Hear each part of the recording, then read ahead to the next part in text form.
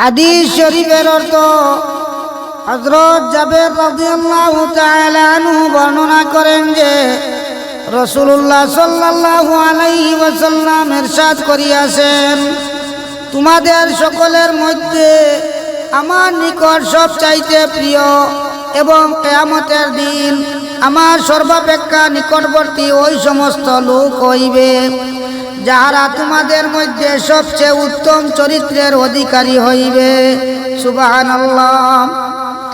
অন্য হাদিসে হযরত নওয়াস ইবনে সামআন আনসারী রাদিয়াল্লাহু তাআলা আনহু বলেন, আমি রাসূলুল্লাহ সাল্লাল্লাহু আলাইহি ওয়াসাল্লামকে নেকি ও গুনাহ সম্পর্কে জিজ্ঞাসা করিলাম।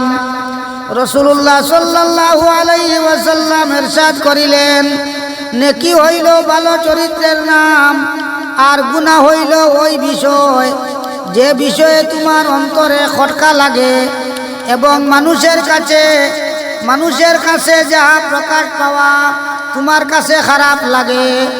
অন্য হাদিসে হযরত মাকহুল রাহমাতুল্লাহ আলাইহি বর্ণনা করেন যে রাসূলুল্লাহ সাল্লাল্লাহু আলাইহি ওয়াসাল্লাম ইরশাদ করিয়াছেন, ঈমানওয়ালা লোকেরা আল্লাহ তাআলার হুকুম খুব পালনকারী হয় ও অত্যন্ত নম্র স্বভাব হয়।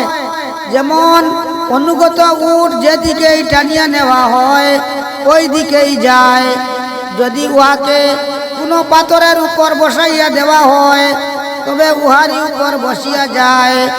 অর্থাৎ পাহাড় পাথরের উপর বসা অনেক কঠিন, কিন্তু ইহা সত্ত্বেও সে নিজের মালিকের কথা মানিয়া উহার উপর বসিয়া যায়।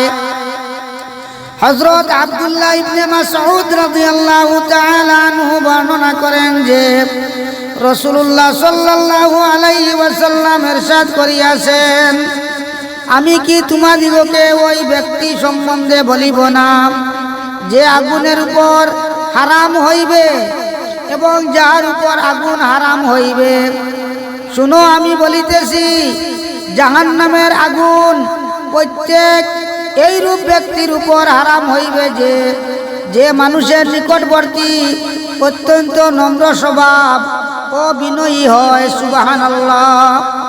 কায়দা, মানুষের নিকটবর্তী হওয়ার অর্থ হইতেছে যে সে নম্র স্বভাবের হওয়ার কারণে মানুষের সহিত বেশ মিলিয়া চলিয়া, আর মানুষও তাহার ভালো স্বভাবের কারণে তাহার সহিত মুক্ত মনে মহব্বতের সহিত মিলিয়া মিশিয়া চলে। সুবহানাল্লাহ। আল্লাহ পাকে আমরা বালা চরিত্রবান হওয়ার তৌফিক দিক। আমিন।